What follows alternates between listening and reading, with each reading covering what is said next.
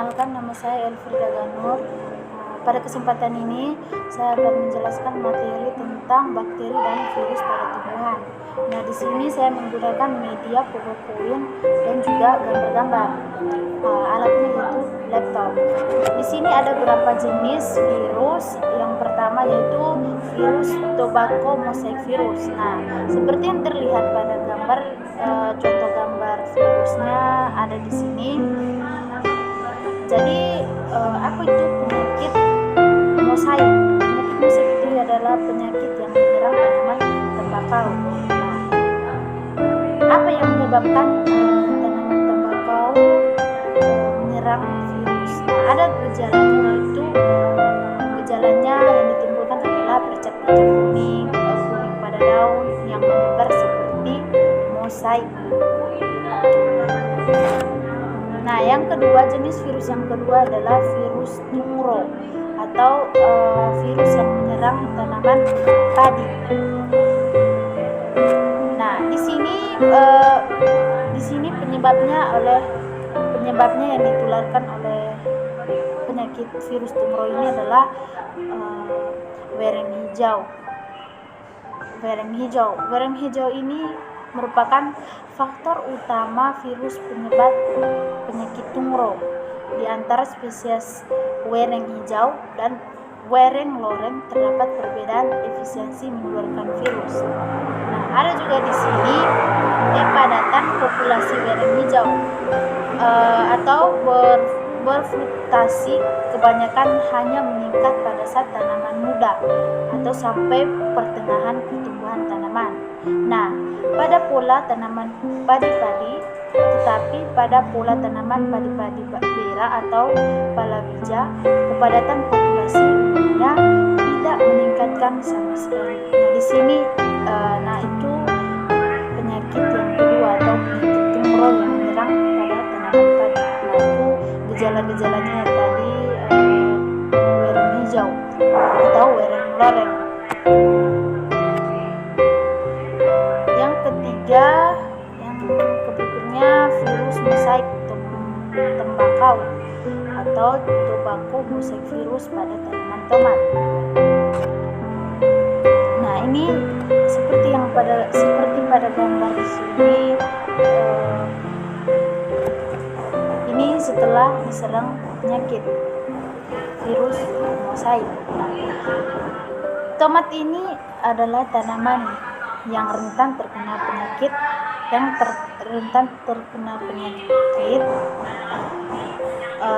karena ini disebabkan oleh serangan virus. Virus juga termasuk salah satu penyakit penting atau utama yang menyerang tanaman tomat. Nah, hampir semua tomat yang ada saat ini belum ada yang memiliki daya tahan kuat bila sudah terserang. Makanya kalau tomat terkena virus, berarti gejalanya akan menjadi busuk atau kulitnya hancur.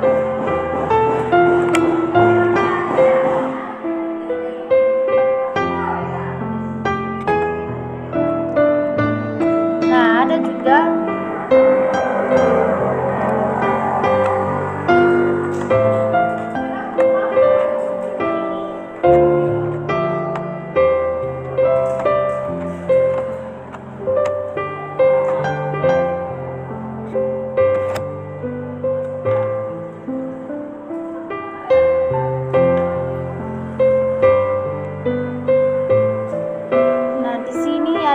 gejala-gejala virus pada tanaman tomat,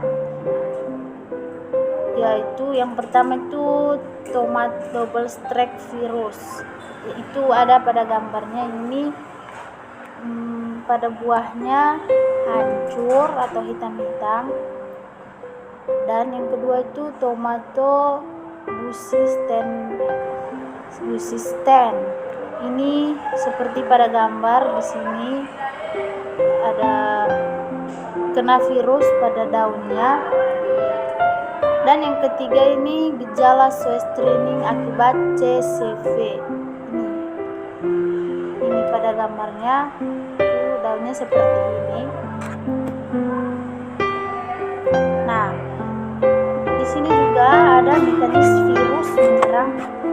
tomat. Nah, ini pada gambar di sini batang dan buah tanaman tomat yang terkena virus mosaik. Seperti pada gambar di sini, di dalam tomatnya biji-bijinya hitam, dan itu juga pada batangnya.